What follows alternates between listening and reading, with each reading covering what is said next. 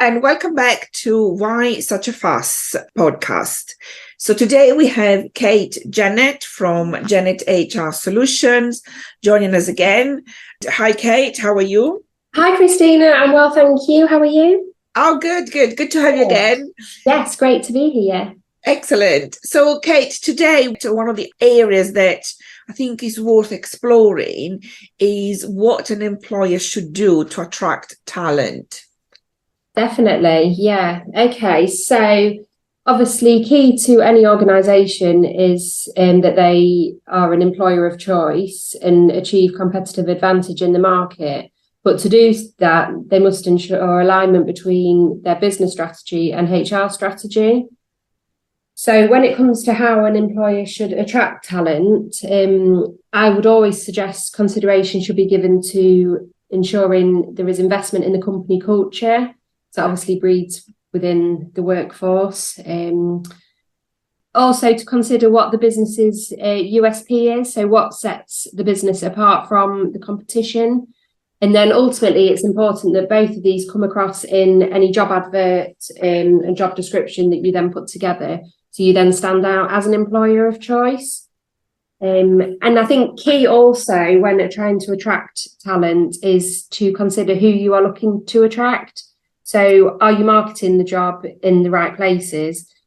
For example, if you're looking for a graduate to fill a graduate position, a newspaper advert probably potentially isn't the right platform to do so, given that social media, online, podcasts and things would likely attract that sort of candidate better.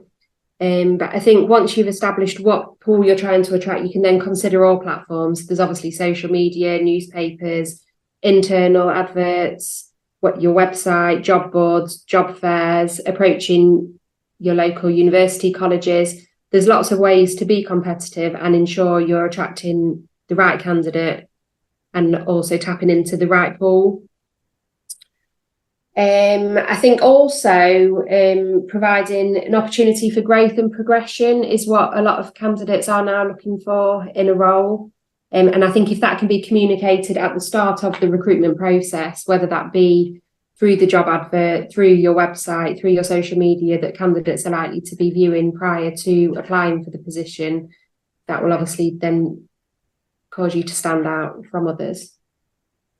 Yes, and we'll also add mentioning that the organization provides training on the job, mentoring and coaching, again, for progression, I think is worth saying, because like you said, lots of candidates are looking for progression. They don't want a dead-end job. So the organization needs to demonstrate that they are going to invest in that individual.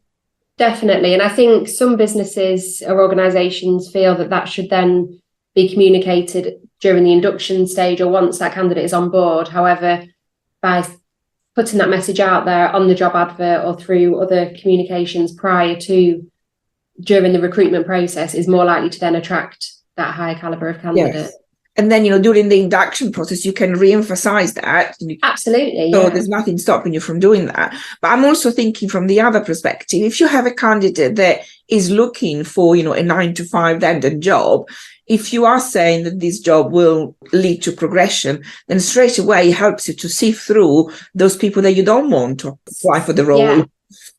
Yeah, it can definitely work both ways. Yes. And that's one thing that I found when I'm helping clients shortlist candidates, having that defined job description alongside the job advert when going through CVs and applications, that makes it a much easier process to navigate. Yes. I mean, from a GDPR perspective, again, as part of the recruitment process, what's important is the privacy notice. So when you are receiving applicants, once obviously you've posted the job in the various forums, please provide them straight away with the privacy notice that informs them how the employer or the organization is going to use their personal data for the recruitment process. Once they are on board as an employee, then there is another privacy notice, which is how the employer will then use their data, part of their employment.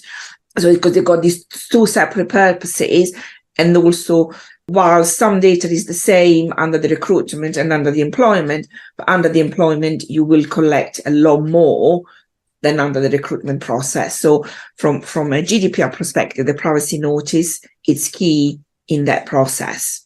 Excellent. Thank you very much, Kate, for your input. Always great. And see you next time, hopefully. Thanks, Nancy. Thank you.